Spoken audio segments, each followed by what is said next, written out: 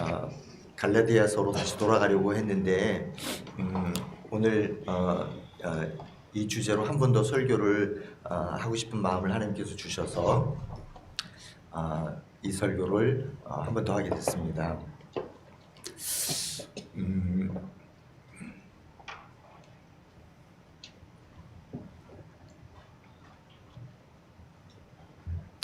죄송합니다.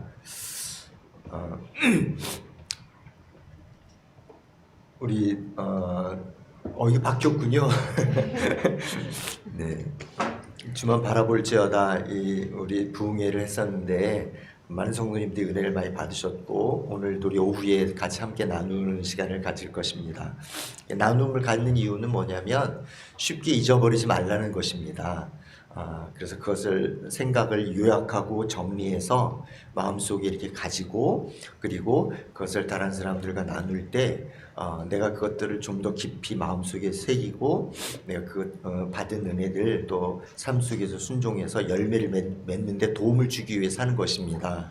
꼭 필요하기 때문에 하는 거죠. 또 이제 다른 사람이 은혜 받는 것을 통해서 또 저분은 저렇게 은혜 받았구나 그러면서도 그 간접적으로 은혜를 받기 위함입니다.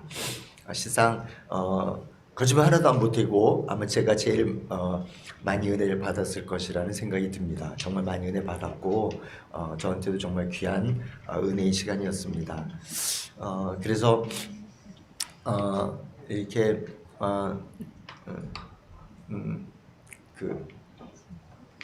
이제 이따 오후에도 뭐 잠깐 제가 좀 나누고 싶지만 이 시간에 잠깐 나누고 싶은 것은 하나님께서 오늘 이제 끝나고 같이 이렇게 기도하는 시간을 가졌잖아요. 근데 기도하면서 제가 그걸 느꼈습니다. 야, 하나님이 이 한 사람 한 사람을 너무나 사랑하시는구나 그런 생각을 하게 됐습니다. 그러면서 정말 각자 한 사람 한 사람이 존귀한 자이고 정말 하나님의 눈에 볼 때는 우리가 흔히 그런 말 쓰잖아요. 눈에 넣어도 아프지 않을 그런 사람. 그러니까 우리 자식들에 대해서 그런 표현을 쓰지 않습니까? 그러면서 정말 하나님이 정말 모든 사람 한 사람 사랑하시고 다 하나님 보시고 존귀한 자이다. 그런 것들을 제가 옆에서 이렇게 느꼈습니다. 한 4시간 정도 제가 서 있었거든요. 목사님 4시간 정도 기도해 주셔서 아마 거의 기진맥진하셨는데 저도 뭐 체력 별로 이렇게 좋은 사람이 아닌데 옆에 4시간 동안 서서 같이 이렇게 기도했는데 정말 피곤하다는 걸 잘 못 느낄 정도로 되게 은혜스러운 그런 시간이었어요. 그러면서 제가 생각이 들었습니다. 참 나는 너무 사랑이 부족하구나.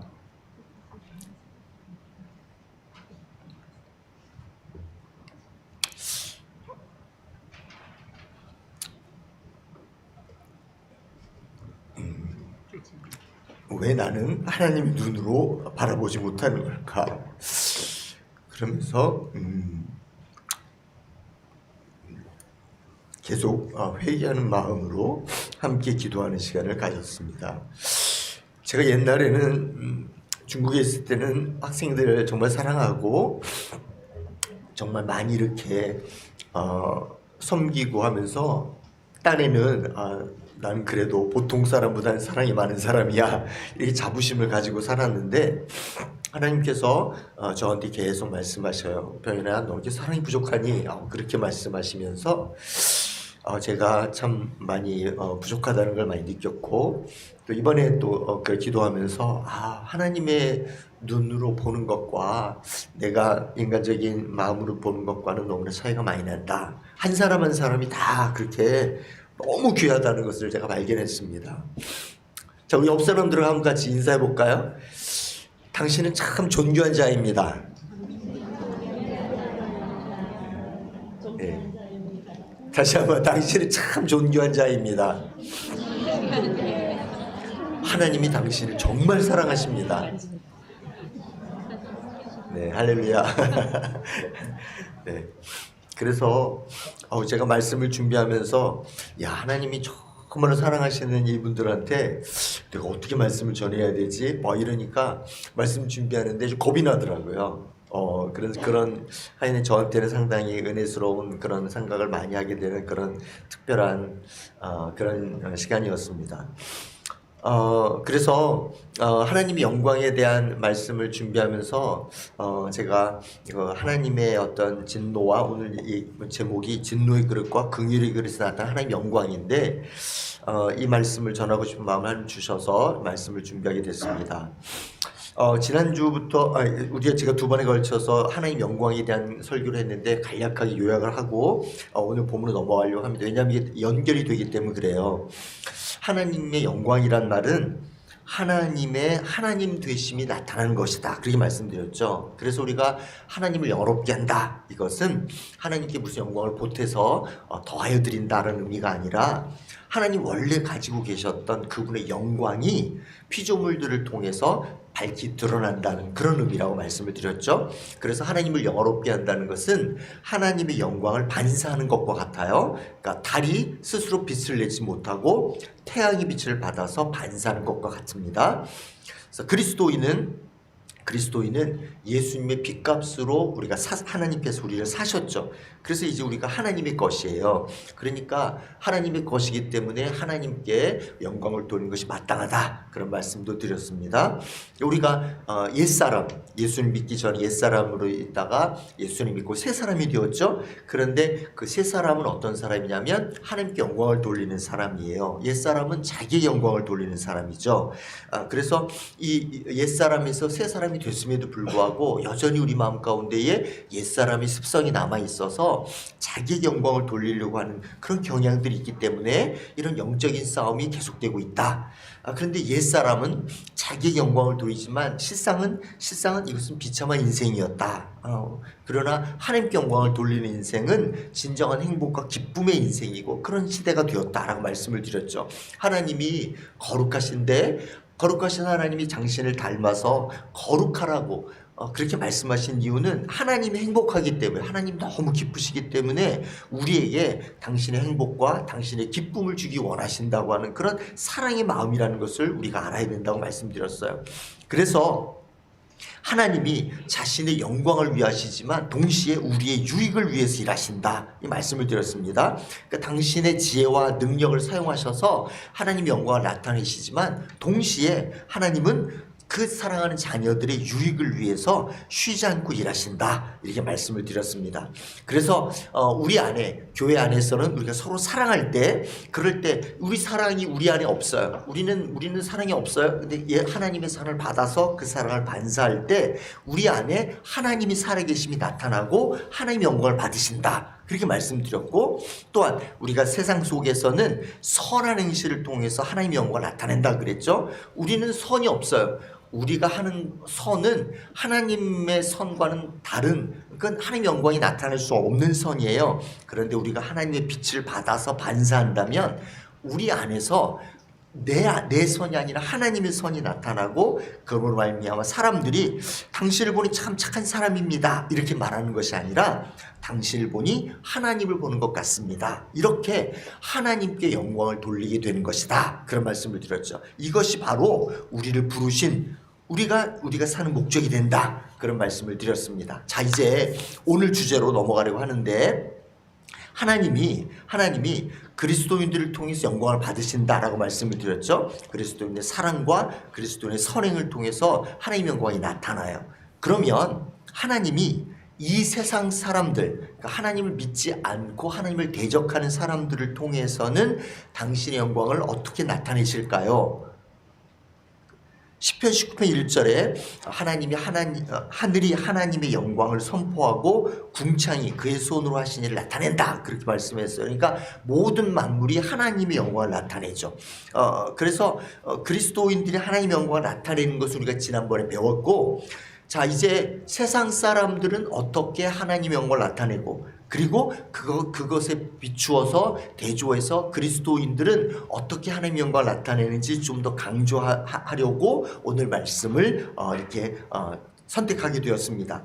로마서 강의를 우리가 했지만 9장, 10장, 11장은 이 하나님의 선택, 하나님의 예정, 하나님의 섭리 이런 것들을 다루고 있어서 그때 설교하지 않았어요. 오늘 로마서 9장의 본문 말씀을 통해서 이 주제를 우리가 좀 살펴보려고 하는 것입니다. 자, 우리 본문을 아까 읽었지만 다시 한번 로마서 9장 22절 23절 오늘은 자매부터 읽는 날이에요. 자매 형제 교독을 하도록 하겠습니다. 자매부터 22절 자매부터 시작. 하나님이 그의 증거를 보이시고 그의 능력을 알게 하고자 하사 너에게로 준비된 진노의 그릇을 그의 참으심으로 가져가시고 또한 영광 받기로 예비하신 바 긍휼의 그릇에 대하여 그 영광의 풍성함을 알게 하고자 하셨을지라도 무슨 말 하리요. 아멘. 자, 여러분 절 보세요. 여기 보니까 두 가지 그릇이 나오죠. 두 가지 그릇이 나와요. 하나는 진노의 그릇이고 하나는 긍휼의 그릇이에요. 이 그릇이란 말은 하나님의 도구를 말하는 거예요. 사람을 말하는 거거든요.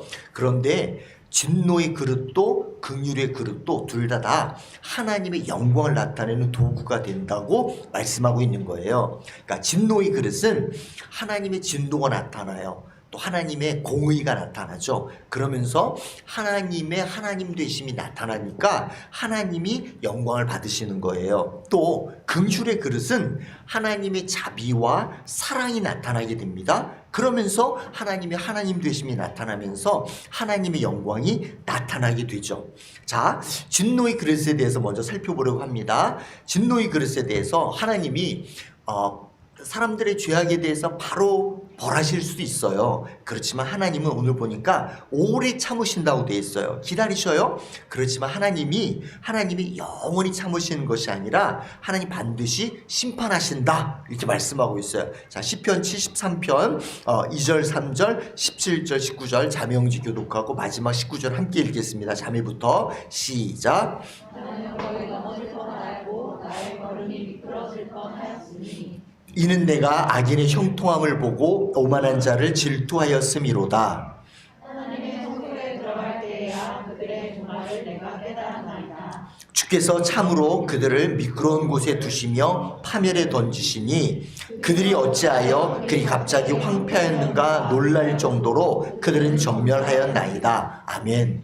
자, 악인이 형통하는 것 같았어요. 그렇지만 하나님께서 때가 되면 악인을 파멸시키실 것이다 라고 말씀했어요. 그래서 악인들이 갑자기 황폐하게 되고 전멸하게 될 것이다 이렇게 말씀하고 있죠. 자, 잠언 24장 1절 19절 우리 자매형제 교독하겠어요. 자매부터 시작.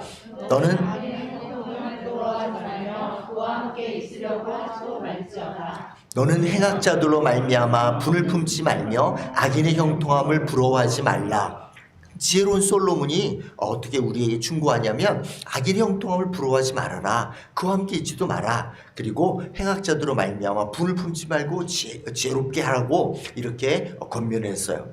자, 진노의 그릇이 있습니다. 하나님이 오래 참으셔요. 기다리셔요. 그렇지만 하나님이 때가 되면 하나님께서 심판하신다는 거예요. 그래서 그 하나님의 때가 되면 하나님의 진노가 나타나요. 그러면 하나님의 진노가 나타남으로 말미암아 하나님이 나타나고 그래서 하나님의 영광이 나타나게 되는 거예요. 그래서 이 세상에서 하나님의 진노를 받을 수도 있지만 또 죽음 이후에 영원한 심판을 통해서 하나님의 진노가 나타날 수도 있어요. 자, 반대로 긍휼의 그릇에 대해서는 하나님은 자비와 사랑을 베푸시기로 영원전부터 준비하셨어요. 그래서 때가 되어서 하나님의 자비와 사랑을 베풀어 주시고 그러므로 말미암아 하나님의 영광이 나타난다 그 말입니다.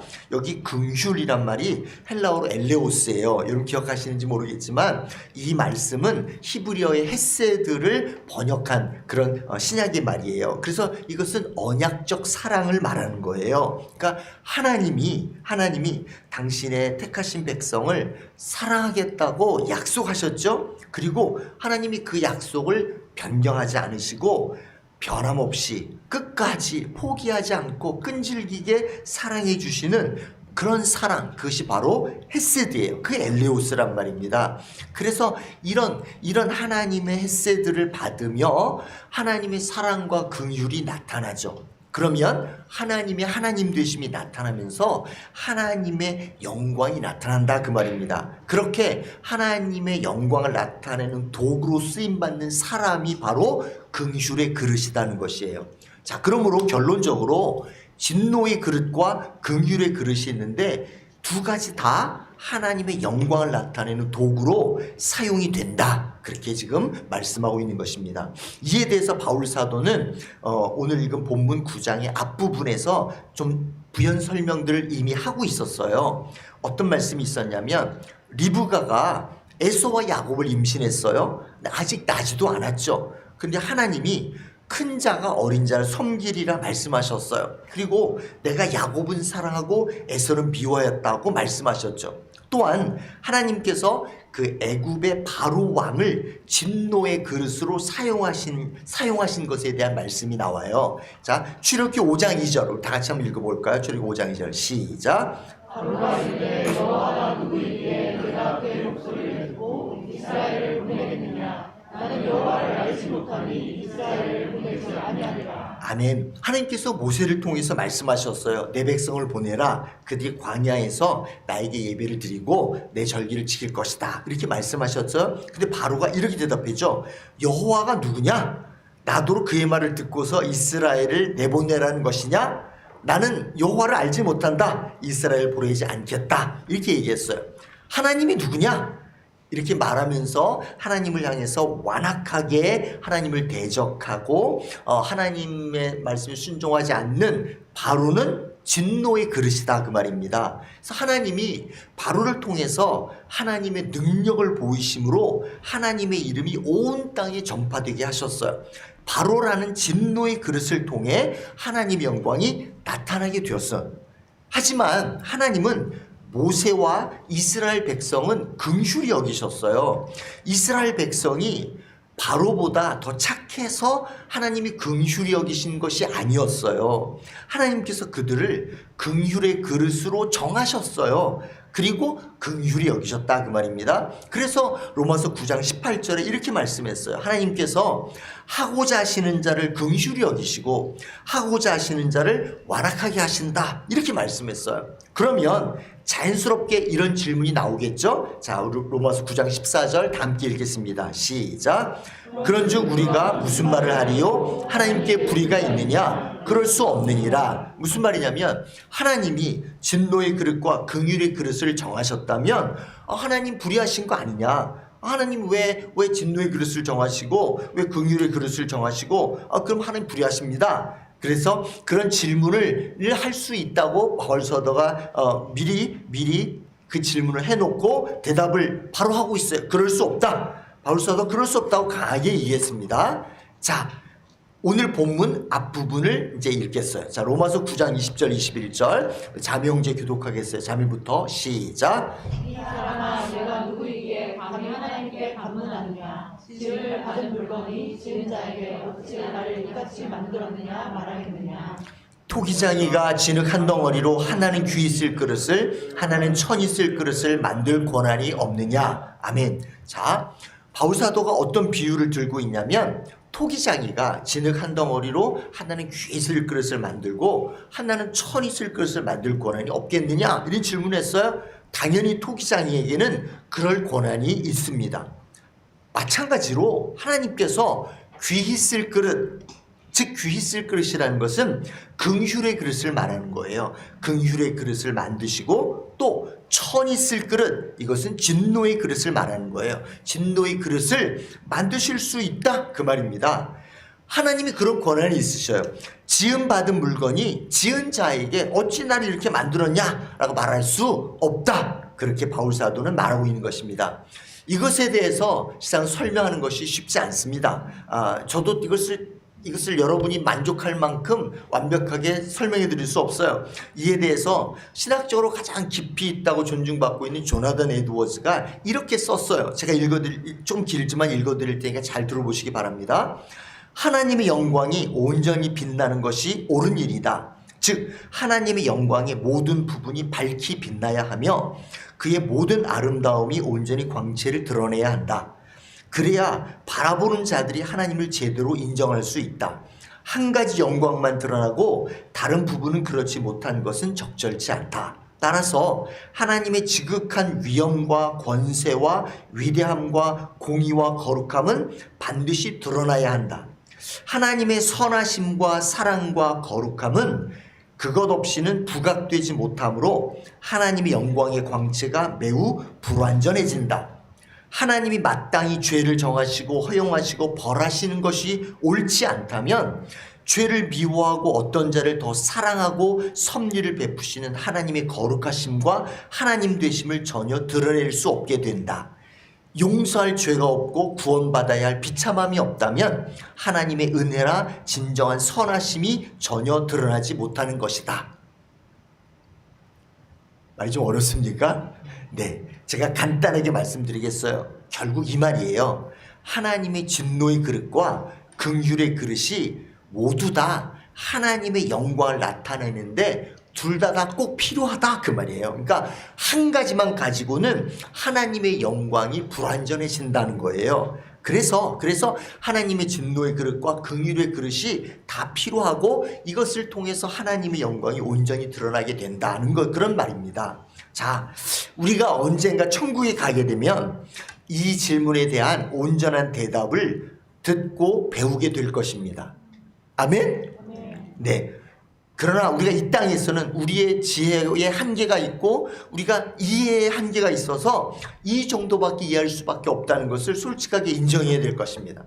자, 이것을 다 이해할 수는 없지만 그러나 확실한 것이 있어요. 확실한 것이 있어요. 그것은 무엇이냐면 지금 우리 세상을 살아가는 동안, 아니 계속 하나님의 역사가 진행해 오는 동안 진노의 그릇이 있었고 긍휼의 그릇이 있었다는 것입니다. 자, 그러면 제가 아주 중요한 질문을 지금 하겠습니다. 우리는 무슨 그릇입니까? 우리는 무슨 그릇이죠? 우리는 진노의 그릇입니까? 아니면 긍휼의 그릇입니까? 공의와 심판이 나타나는 진노의 그릇입니까? 아니면 사랑과 자비가 나타나는 긍휼의 그릇입니까? 왜 대답을 못하시죠? 자신이 없으신 것 같은. 자, 여러분, 오늘 제가 이 말씀을 드리려고 하는 이유가 바로 이것입니다. 우리는 긍휼의 그릇입니다. 할렐루야. 아멘. 소리 너무 작아. 우리는 긍휼의 그릇입니다. 아멘. 자, 하나님이 우리에게 당신의 긍휼을 나타내는 그릇으로 우리를 정하셨습니다. 왜 그렇게 정했는지 우리가 알 수 없어요. 왜 하나님이 나보다 더 착해 보이는 저 사람을 왜 진노의 그릇으로 택하시고 나는 정말 부족한 것 같은데 왜 하나님 나를 긍휼의 그릇으로 택하셨는지 이해할 수가 없어요. 다 알 수가 없어요. 천국 가면 알게 될 거예요. 그러나 우리가 확실히 알 수 있는 것은 우리 모두가 긍휼의 그릇으로 하나님의 택함을 받았다고 하는 사실입니다. 창세전에 영원 전부터 하나님의 정하심이 있었어요. 하나님이 에서는 미워하고 야곱은 사랑하겠다라고 태어나기도 전부터 그렇게 하신 것처럼 하나님이 여러분 한 사람 한 사람의 이름을 아시고 부르시고 내가 누구누구를 사랑하겠다라고 하나님께서 정하셨다 그 말입니다. 하나님이 김병현을 사랑하겠다라고 정하셨어요. 할렐루야. 아멘. 하나님이 우리 집사님 한 사람 한 사람, 장로님 권사님 모든 분들 한 사람 한 사람 이름을 아시고 내가 누구를 사랑하겠다라고 하나님이 정하셨다는 거예요. 우리의 어떤 이유나 우리의 조건과는 상관없이 하나님이 그렇게 정하시고 그렇게 우리에게 그 사랑을 베풀어 주셨어요. 왜 그렇게 하셨어요? 자, 왜 그렇게 하셨어요? 잘 몰라요? 확실한 대답을 하나 가르쳐 드리겠어요. 왜 하나님 우리를 긍휼의 그릇으로 정하셨어요? 하나님의 영광을 위해서 그렇게 하셨다는 것입니다. 할렐루야. 하나님의 영광을 위해서 그렇게 하셨다는 거예요. 우리를 통해서 하나님의 자비와 하나님의 긍휼과 하나님의 사랑이 나타나고 그래서 하나님께서 영광을 받으시기로 작정하셨다는 것입니다. 이것이 은혜입니다. 너무 과분하죠. 너무 과분해요. 그래서 이것을 안다면 내가 도대체가 긍휼의 그릇이 될 수 없는데 하나님 나에게 긍휼을 베풀어 주시고 하나님 나에게 사랑을 베풀어 주시고 나에게 자비를 베풀어 주셔서 하나님이 얼마나 사랑이 많으신지 하나님이 얼마나 자비가 놀라우신지 하나님이 얼마나 긍휼이 풍성하신지를 나를 통해서 드러내기를 원하신다는 것이 이것이 이해할 수가 없고 감당할 수 없는 은혜인 것입니다. 그래서 하나님 부족한 것을 통해서 그 당신의 영광이 나타남을 감사합니다. 당신께 영광을 올려드립니다. 하나님 당신께 박수 치는 것까지 너무 부족하고 하나님 제 마음과 제 삶과 제 모든 것을 통해서 하나님 당신의 영광의 도구로 사용하여 주시옵소서라고 기도하게 되는 것입니다. 할렐루야. 아멘. 그래서 이런 하나님의 무조건적인 사랑을 받고 그 사랑을 깨닫고 그 긍휼을 경험하게 되면 하나님을 좋아할 수밖에 없는 거예요. 하나님을 즐거워할 수밖에 없다는 것입니다. 그래서 우리 인생의 목적이 하나님을 영화롭게 하고 하나님을 즐거워하는 것이다라고 두 가지를 웨스트민스터 연답이 얘기하고 있지 않습니까? 그래 하나님을 영화롭게 하는 것, 하나님을 즐거워하는 것, 이거는 같이 가는 거예요. 이거는 함께 한단 말입니다. 내가 진노의 그릇이 아니라 긍휼의 그릇이 된 것에 대해서 감격하게 되고 그래서 하나님께 감사하게 되고 하나님께 영광을 돌리면서 하나님을 즐거워하며 사는 것, 그것이 우리 인생의 목적이다 그 말입니다. 할렐루야. 아멘. 그러나 조심해야 될 것이 있어요. 조심해야 그 뭐냐면 우리가 긍휼의 그릇이라고 감사하는 건 좋아요. 그런데 다른 사람을 진노의 그릇이라고 무시하면 절대로 안 된다는 것입니다. 이스라엘 백성들이 그런 잘못을 범했죠. 그들은 잘못된 선민의식에 빠져서 이방 민족을 개와 같다고 무시하면서 아주 큰 잘못을 범했다는 것을 우리가 잘 알고 있지 않습니까? 진노의 그릇과 긍휼의 그릇은 창조주 하나님의 권한이에요. 아멘? 창조주가 이렇게 만들고 이렇게 만드는 거 그 하나님만이 하실 수 있어요. 피조물인 우리 인간은 진흙과 같아요. 우리가 스스로 이런 것을 정할 수 있는 권한도 없고 자격이 없다 그 말입니다. 그러므로 우리는 겸손히 하나님께 감사하고 우리가 다른 사람들을 향해서 어떻게 해야 되냐, 저 사람도 하나님의 긍휼의 그릇이 될 수 있도록 그들을 긍휼히 여기는 것입니다. 아멘. 그러니까 내가 긍휼의 그릇이 되었어. 하나님의 긍휼을 받았어요. 그럼 어떻게 될까요? 내가 달과 같이 태양의 빛을 반사하는 것처럼 이제 그 하나님의 긍휼을 받아서 그 긍휼을 자연스럽게 베푸는 것이다 그 말입니다. 아멘. 자, 하나님이 우리를 아셔요. 창세전부터 아셨어요. 영원전부터 아셨어요. 그리고 우리를 계속 보셨죠. 바로가 얼마나 완악하게 하나님을 배역했습니까? 우리도 실상 바로와 별로 다르지 않아요. 이스라엘 민족이 바로보다 착해서 긍휼의 그릇이 된 게 아니에요. 이스라엘 백성이 그 가나안 다른 민족들보다 더 착해서 긍휼의 그릇이 된 것이 아니에요.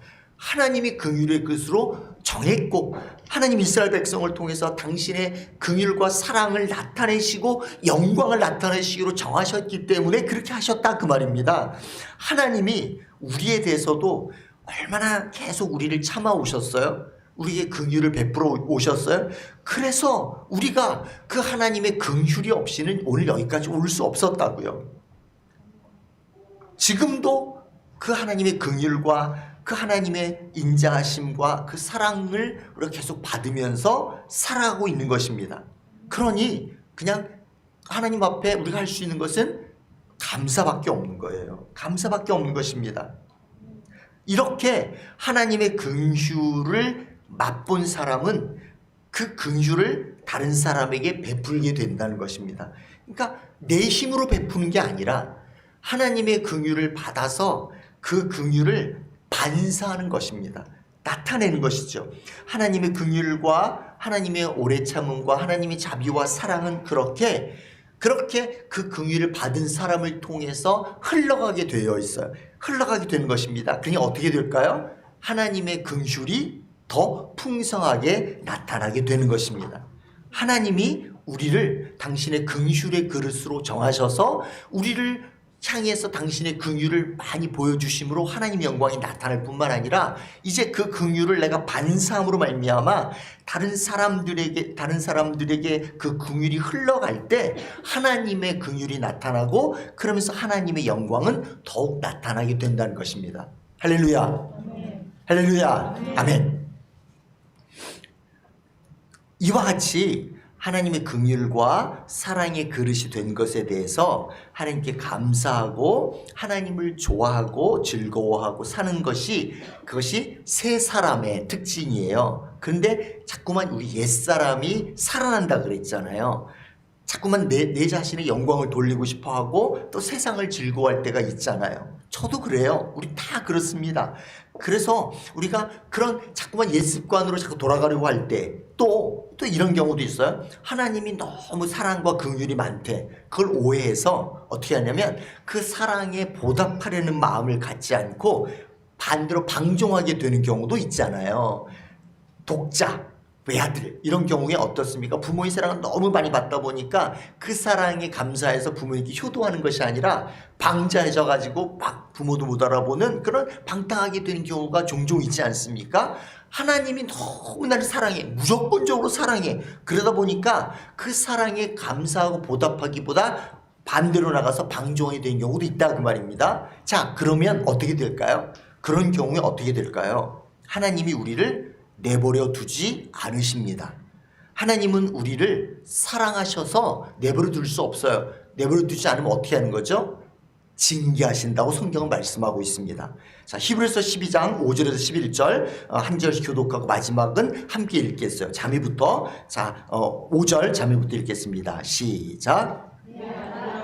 징계하심을 경히 여기지 말며 그에게 꾸지람을 받을 때에 낙심하지 말라. 주께서 그 사랑하시는 자를 징계하시고 그가 받아들이신 아들마다 채찍질을 하심이라 하였으니 너희가 처음은 징계를 받기 위함이라. 하나님이 아들과 같이 너희를 대우하시나니 어찌 아버지가 징계하지 않는 아들이 있으리요. 징계는 다 받는 것이거늘 너희에게 없으면 사생자요 친아들이 아니니라. 또 우리 이신의 아버지가 우리를 징계하여도 공경하였거늘 하물며 모든 영의 아버지께 더욱 복종하여 살려 하지 않겠느냐. 그들은 잠시 자기의 뜻대로 우리를 징계하였거니와 오직 하나님은 우리의 유익을 위하여 그의 거룩하심에 참여하게 하시느니라. 무릇 징계가 당시에는 즐거워 보이지 않고 슬퍼 보이나 후에 그로 말미암아 연단받은 자들은 의와 평강의 열매를 맺느니라. 아멘. 자, 간단하게만 말씀을 드리고 넘어가겠어요. 하나님께서 당신 사랑하시는 자를 징계하신다. 징계가 없으면 친아들이 아니다. 또 하나님은 우리의 유익을 위해서 징계하신다. 그래서 어떻게 하냐면 하나님이 거룩하심에 참여하게 하시고 의와 평강의 열매를 맺게 하신다. 이렇게 말씀했어요. 자, 징계 그러면 우리가 좀 무서운 생각이 들고 두려운 마음이 들잖아요. 근데 무슨 뭐 잘못하면 막 책망하고 이런 것만 생각하는데 실상 이 징계라는 말에는 교육, 양육, 훈련 이런 뜻이 있는 거예요. 그러니까 그리스도인들은 징계를 통해서 교육을 받고 훈련을 받고 더욱 거룩해지고 그리고 그 훈련을 통과하면 의와 평강의 열매를 맺게 된다. 그런 의미입니다. 그래서 하나님께서 우리를 미워하셔서 징계하는 것이 아니라 우리를 사랑하시기 때문에 우리 유익을 위해서 징계하신다. 그렇게 말씀하는 거예요. 자, 그러니까 자 여러분 우리가 어떤 어려움이 옵니다. 환난이 옵니다. 고난이 옵니다. 그러면 하나님 나를 징계하시나 이런 생각이 들 수도 있어요. 그러나 그럴 때 우리가 조심해야 될 것이 있어요. 그것이 무엇이냐면 하나님이 나를 미워하시나 봐. 하나님이 나에게 진노하셨나? 하나님이 내가 뭘 잘못했기 때문에 나를 지금 정죄하고 계시는 것 같아. 이렇게 생각하면 안 된다는 것입니다. 이것은 거짓말이에요. 이건 사단이 주는 거짓말입니다. 우리가 암송했고 너무너무 잘 아는 말씀 로마서 8장 1절에 뭐라고 되어 있죠? 그러므로 이제 그리스도 예수 안에 있는 자에게는 결코 정죄함이 없다 그랬잖아요. 그러니까 우리가 받아야 할 정죄를 예수님이 이미 십자가에서 다 받으셨어요. 아멘? 아멘. 자, 그러므로 하나님이 나를 미워하신다? 틀렸어요. 하나님은 우리를 미워하지 않습니다. 하나님이 나에게 진노하셨어. 틀렸습니다. 하나님 우리에게 진노하지 않으십니다. 하나님 나를 정죄하시나 봐.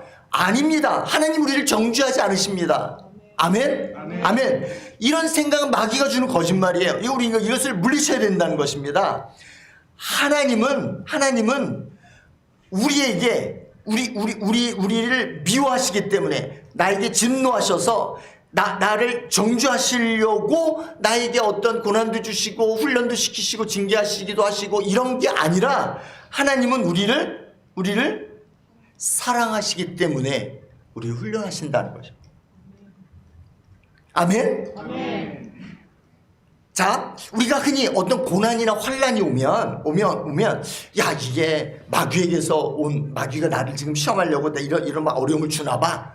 그렇게 생각하기도 하고, 아니야, 이거는 지금 하나님이 나를 훈련시키시려고 하는 그런 거야. 이렇게 하면서 이게 마귀에게서 온 건지 이게 하나님에서 온 건지 분별해야 되겠다. 이렇게 생각하는 사람들도 있어요. 근데 그게 필요가 없습니다. 별 의미가 없어요. 별 의미가 없어요. 왜? 마귀에게서 온 것일지라도 그것도 하나님의 섭리 안에 있다고 말씀하고 있지 않습니까? 욥을 시험할 때도 마귀는 하나님께 허락하신 범위 안에서만 욥을 시험할 수 있었습니다. 마귀는 고난과 환난을 통하여 우리의 믿음을 떨어뜨리려고 해요. 그러나 반대로 하나님은 고난과 환난을 통하여 우리의 믿음을 올리려고 한다고요. 자, 제가 간단히 제스처를 통해서 여러분에게 설명해 드리겠어요. 우리가 있어요. 환난과 고난이 옵니다. 환난과 고난이 와요.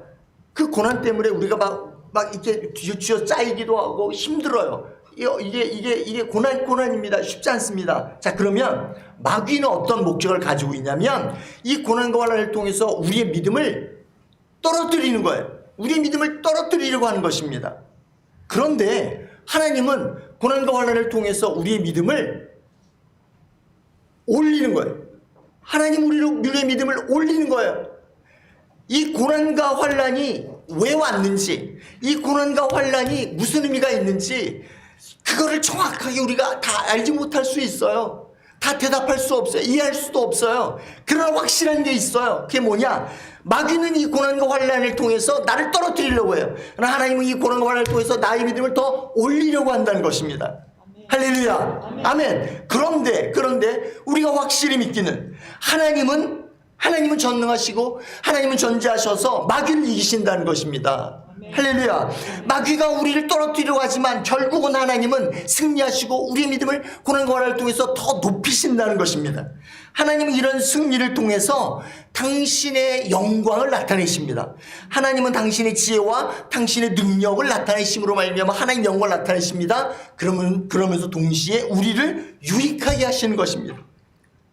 왜 하나님은 우리를 마귀에게 내어주지 않고 마귀의 끌어내리려고 하는 것을 이기시고 왜 우리를 하나님께서 우리의 믿음을 더 올리시고 결국 승리하게 하시고 왜 우리를 유익하게 하실까요? 왜 그렇게 하실까요? 왜 그렇게 하실까요? 우리가 긍휼의 그릇이기 때문에 그렇단 말이에요.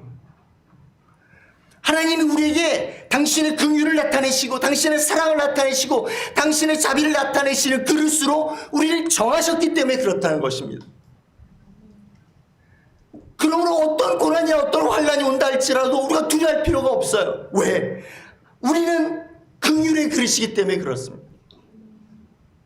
내가 잘나서 내가 긍휼의 그릇에 어떤 자격이 있어서가 아니라 하나님 우리를 긍휼의 그릇으로 정하셨기 때문에, 그리고 그 하나님의 긍휼은, 하나님의 자비는, 하나님의 사랑은 변치 않을 것이기 때문에, 영원할 것이기 때문에, 끈질기고 포기하지 않을 것이기 때문에 그런 것입니다. 할렐루야. 다 이해할 수 없어요. 다 설명할 수 없어요. 그러나 확실한 것은 내가 긍휼의 그릇이라는 것입니다. 우리 모두가 긍휼의 그릇이라는 거예요. 마귀는 십자가에서 예수님을 죽였어요. 자기가 승리한 것이라고 착각했어요. 그러나 하나님은 예수님의 십자가와 예수님의 부활을 통해서 승리하셨어요. 그래서 하나님의 하나님 되심이 나타났어요. 그리고 죄인들의 구원을 완성하셨습니다. 마귀의 가장 큰 공격에 하나님은 마귀를 물리치시고 승리하시고 하나님의 영광을 나타내시고 그것을 통해서 많은 죄인들을 구원하시는, 죄인들의 유익을 위하시는 그런 하나님의 계획을 완성하셨다 그 말입니다. 가장 큰 시험과 가장 큰 고난과 가장 큰 그런 마귀의 공격에도 하나님은 승리하십니다. 할렐루야. 그렇다면 하나님이 우리 각 사람 한 사람 한 사람을 향해서 마귀가 또 공격할 것입니다. 우리 예수님 뜻대로 살아가려고 하면 공격할 것입니다. 또 우리가 연약한 부분이 있으면 또 공격할 것입니다. 여러 가지 하나님의 이유가 뭔지 잘 이해할 수 없고 다 우리가 명백하게 그렇게 아주 그냥 명확하게 알 수 없다 할지라도 확실한 것 한 가지는 하나님이 승리하실 것이라는 것입니다. 하나님이 우리를 긍휼의 그릇으로 정하셨기 때문이라는 것입니다. 하나님이 당신의 영광을 나타내시고 하나님 우리를 유익하게 하실 것이라는 것입니다. 할렐루야. 욥은 우리가 받아보지 못한 끔찍한 시험을 당하지 않았습니까? 그것도 한꺼번에 당했어요. 막 갑자기 막 쏟아졌잖아요. 욥이 어떤 사람이어서 하나님께서 칭찬할 정도로 온전한 사람이었어요. 그런데 하나님은 이 욥을 향해서 고난을 통해 훈련받을 필요가 있다고 하나님 말씀하시는 거예요. 욥이 고난을 다 통과했어요. 그러고 나서 욥이 이렇게 고백하지 않았습니까? 욥기 42장 5절 6절 다 함께 읽겠어요. 함께 5절 6절 시작. 내가 주께 대하여 귀로 듣기만 하였사오나 이제는 눈으로 주를 배움나이다. 그러나 내가 스스로 거두어드리고 티끌과 제 가운데서 회개하나이다. 우리는 모두 불완전한 사람이에요. 욥은 믿음이 훌륭하고 하나님께 칭찬받을 정도의 사람이었거든요. 이 욥은 보통 사람이 아니었어요. 그런데 욥도 고난을 통해서 훈련을 받아서 더 온전해지는 것이 필요했단 말이에요. 아니 그렇다면 우리 같은 이런 평범한 사람들은 말할 것도 없잖아요. 말할 것도 없어요. 욥이 훈련이 필요해서 더 온전해지는 것이 필요했다면 우리 같은 사람 말할 것도 없지 않습니까?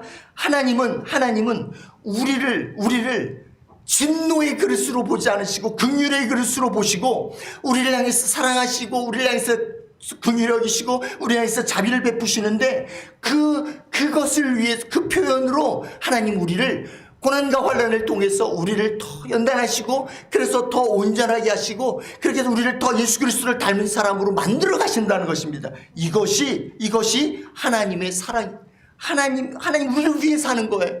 하나님 우리를 미워해서 하는 것이 아니고 우리를 사랑하기 때문에 이렇게 하신다는 것입니다. 하나님 우리를 향해 긍휼과 사랑을 베푸시기를 쉬지 않으신다.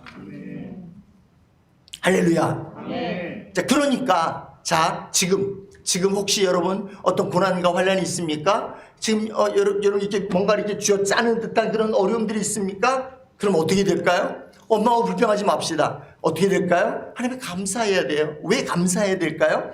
우리가 잘 아는데 시편 50편 23절에 감사로 제사를 드린 자가 하나님을 영화롭게 한다고 그랬어요. 왜 감사가 하나님을 영화롭게 할까요? 이것입니다. 자, 하나님의 지금 어떤 고난과 환난이 있어요. 그것을 통해서 힘들어요. 육신적으로 생각하면 불평과 원망이 나올 법한 상황이에요. 그런데 그 중에서도 하나님께 감사를 해요. 왜 감사해요? 왜 감사해요? 하나님의 긍휼과 하나님의 사랑이 지금도 계속되고 있다. 이 고난과 환난이 나를 미워해서 나에게 진노하셔서 나의 죄를 정죄하기 위해서 주시는 것이 아니라 나를 너무 사랑하셔서 하나님이 나를 더 훈련하기 위해서 주시는 것이다. 하나님 징계 중에도 주님의 사랑과 주님의 자비와 주님의 긍휼은 계속되고 있으니 하나님 감사합니다. 하나님 당신의 자비와 주님 당신의 긍휼을 찬양합니다. 감사합니다. 그렇게 감사하는 거예요. 자, 이것이 지금 하나님의 긍휼과 자비가 없는데 그냥 있는 것처럼 쳐주고 그냥 감사하자, 그거 아니란 말이에요. 하나님의 자비와 긍휼이 진짜 지금 계속되고 있는 거예요. 아기가 아프면 엄마가 더 지극정성 간호해 주는 것처럼 내가 고난과 어려움 가운데 있을 때 하나님은 더 사랑하시고 더 인자하시고 더 긍휼을 베푸시는 거예요. 그 하나님의 인자와 긍휼과 자비가 계속되고 있어요. 이게 사실이에요. 사실을 사실로서 인정하는 것. 그래서 하나님 당신의 인자와 자비와 긍휼이 지금도 저를 향해 계속되고 있음을 제가 믿습니다. 하나님 감사합니다. 하나님의 하나님 되심이 나타나는 거예요. 하나님의 하나님 되심이, 하나님이 없었던 것이 나타나는 것이 아니라 하나님이 지금 나타나고 있는 것, 그 하나님이 나의 입술을 통해서 나타나는 것입니다. 그래서 감사는 하나님의 하나님 되심을 나타내는 것이 되기 때문에 하나님께 영광이 되는 것입니다. 할렐루야. 아멘. 할렐루야. 아멘. 믿음의 눈을 떠서 지금 하나님의 긍휼이 계속되고 있음을, 하나님의 인조와 자비가 계속되고 있음을, 하나님의 선하심과 인자하심이 영원하다고 말씀하신 것처럼 계속되고 있음을 볼 수 있어서, 그래서 그 믿음의 눈으로 하나님을 볼 때 하나님께 감사하게 되고, 그러면 하나님의 영광이 나타나게 되는 것입니다. 그래서 감사가 하나님을 영화롭게 하는 것입니다. 할렐루야. 아멘. 말씀을 마무리하겠어요. 하나님의 진노의 그릇과 긍휼의 그릇, 이 두 가지를 통해서 하나님의 영광을 나타내신다고 말씀했어요. 우리가 이유를 도저히 다 알 수가 없지만 하나님은 우리 한 사람 한 사람을 긍휼의 그릇으로 삼으셨어요. 그래서 우리가 할 수 있는 것이 무엇이다? 하나님께 감사하는 것밖에 없다. 하나님은 우리를 통해서 하나님의 당신의 자비와 사랑과 헤세드를 나타내시고, 그 나타나는 것을 통해서 하나님의 영광이 나타나고 하나님의 영광을 받으신다. 할렐루야. 아멘. 그러므로 우리는 매일의 삶이, 또 올해가, 또 내년이 점점 하나님께서 당신의 영광을 나를 통해서 나타내시기로 작정하셨기 때문에 하나님 당신의 영광을 기대합니다. 하나님께서 일하심을 기대합니다.